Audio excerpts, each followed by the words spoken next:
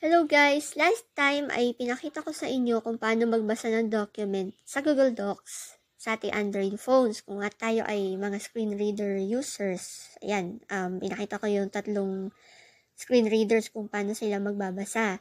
Now this time, papakita ko sa inyo kung accessible naman kaya ang pag-create at edit ng document sa Google Docs dito pa rin sa Android phones natin. Pero bago yun, explore muna natin yung screen layout ng Google Docs sa ating phone. Sort by last open by me. Open navigation door. So, pag nandito tayo sa upper left side ng ating screen, ito na yung navigation drawer. Search box. Edit box. Pag explore by touch tayo, pa kanan, yung search box, dito yung pwede natin i-type kung ano yung title ng document na hahanapin natin. Kung ano man yung mga nakasave sa ating Docs or Google Drive. Nag-scroll ulit ako sa right side, yun na yung account name ko. More options button. Tapos pag sa dulo na sa upper right, ito na yung more options. Tapos Sort sa by last next open by me. line, ayan, yung sort by, ito na yung dito mo makikita kung gusto mong i-sort yung mga files, kung ano yung una mong gustong makita dun sa list ng mga files mo. Breaking the barriers through accessible. Sort by last open by me. Yung sa akin, sort by last open by me. Pero may iba-ibang sort options ito. Tapos, yung malaking, Breaking the granting assignment. Minian. malaking part ng screen natin, nasa gitna, ito na yung mga files na nakasave sa akin sa Google Docs. Yung mga Google Docs files ko. Ayan. Module 1. Introduction to the Morac Module 1. IONote Nvidia. Google Docs. Shared. Available offline. Note. Ayan. Kung napapansin nyo, hindi ako sa swipe right kasi walang katapusan yung list na yan kapag ginawa ko yun. Ngayon, kung mag-create tayo ng document, nandito sa lower, New document menu. yan, lower right side, yung new More actions document for IONote Nvidia. Button. menu. Wait lang. New document menu. Ayan, new document menu. So, pero balik muna tayo doon sa upper left kasi may gusto akong ipakita sa inyo dito. Sort by last open by me.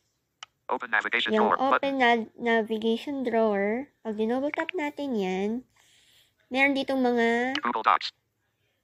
Check it recent. ayan, ito kasi nagko-control kung ano yung mga ipapakita sa'yo. Parang sort options mo rin to, ng mga docs files mo. So, checkbox siya. So, recent yan. Ibig sabihin, ito yung mga huling save. Uncheck it shared with me. Parang isusort niya yung pwedeng recent files mo or yung shared sa'yo, shared Uncheck it files. start. O yung starred. Uncheck it start. Siguro, pang important files mo. Kaya starred. Ano siya. Uncheck it offline. Tapos, offline, kasi pwede mo ring i-save offline ang iyong Google Docs. Pwede ka rin mag-edit offline. Pwede ka rin magbasa offline.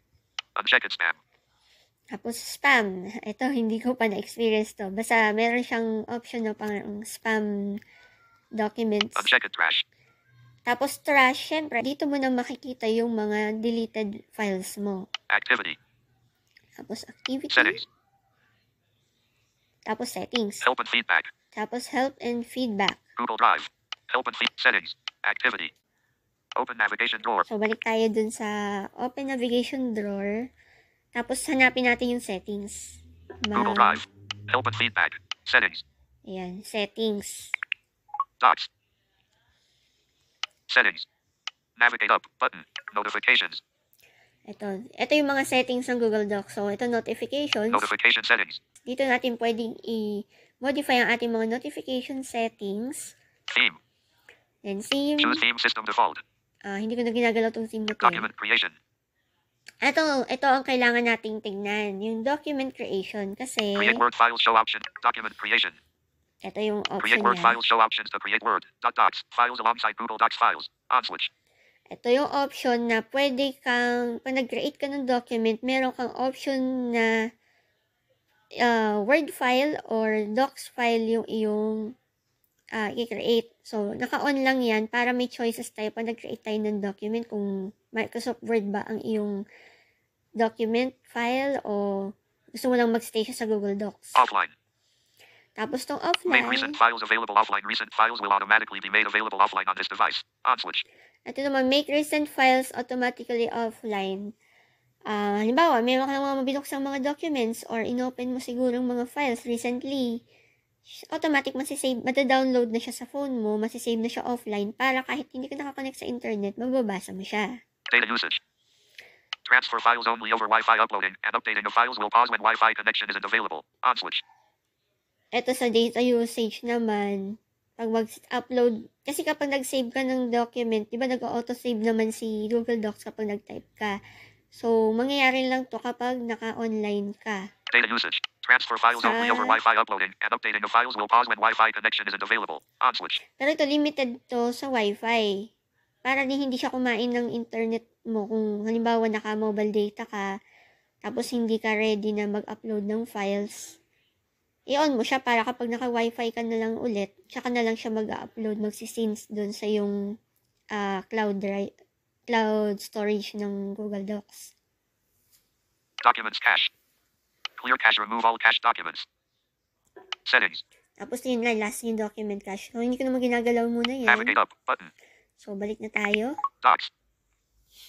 So, ayan. Paano mag-create ng document sa Google Docs using our phone? New document menu. So, dito tayo sa new document menu. Nasa lower right siya ng screen. Double tap natin yan. Close menu. Tapos, meron siyang options dito. Choose template.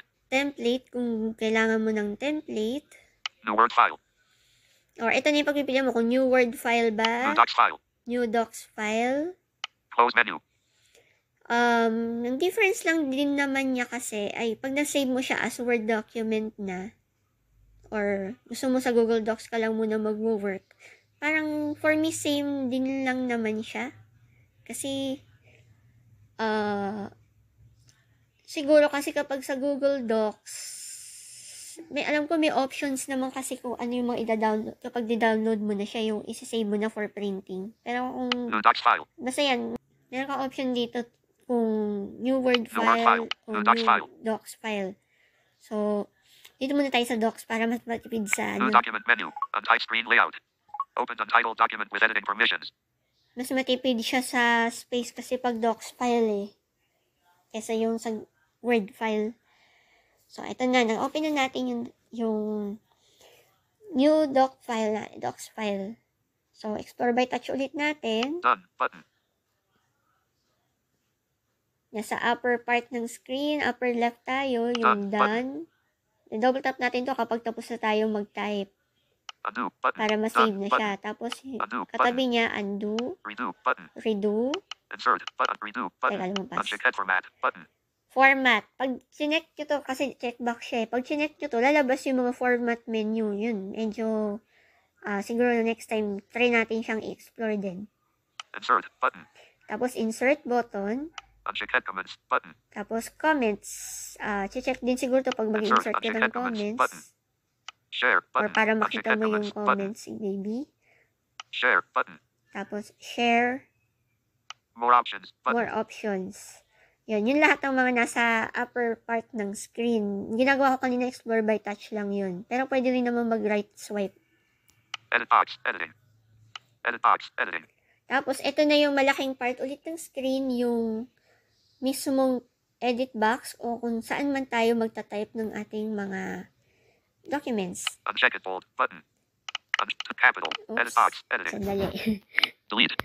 Nakalabas na pala yung keyboard. Ayan. So subukan natin mag-type kahit isang sentence lang. Capital.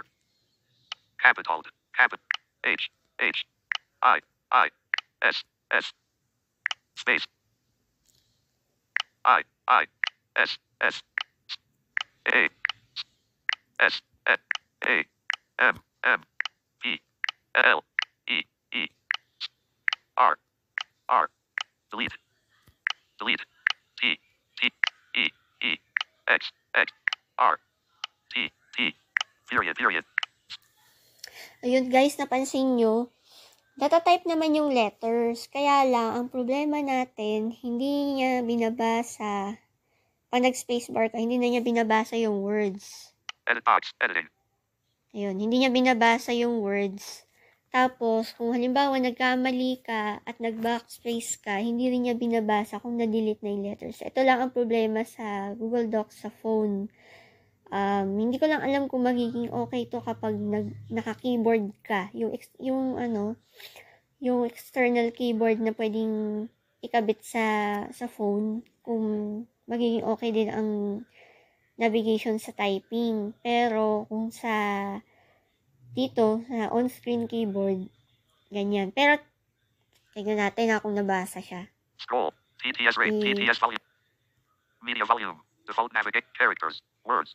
Ayan, ina-adjust ko lang yung Lines. ating Edit box. feeding Editing. control. Kasi pag hinapa ko yung edit box, hindi niya binabasa. This is a sample text. Pero pag nag-swipe ako, yung reading controls na ginamit ko, ayan, binabasa niya This is a sample text. yung ating tinype. So, medyo effort lang guys sa pag i-edit dito kasi mano-mano mo siyang, kailangan mo i-command yung iyong screen reader na pumunta sa end or beginning nung sentence. Actually, pwede mo naman siyang basahin para makapamo kung nasan na banda yung cursor mo. Kaya lang, same problem, yung pag-delete, hindi niya binabasa kung na-delete na niya or hindi pa. Try ko lang i-back para ma-hide yung keyboard. Back button. Yan. Edit box. Uncheck it italic. Edit box.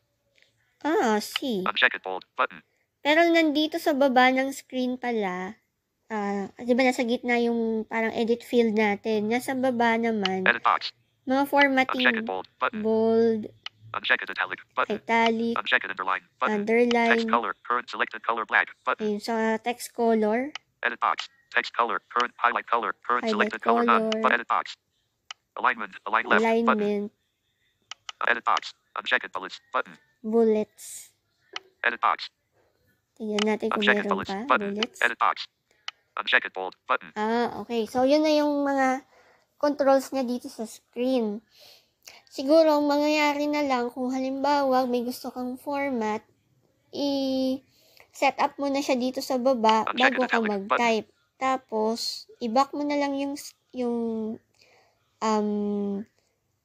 kumbaga, i-double tap mo na lang yung back button para Edit box. ma-close yung screen in case natapos ka na dun sa format na yun, na-type mo na yung kailangan mong i-type, tapos switch mo na ulit yung next na format bago ka ulit mag-type ng panibago. Ayun, medyo ano lang siya,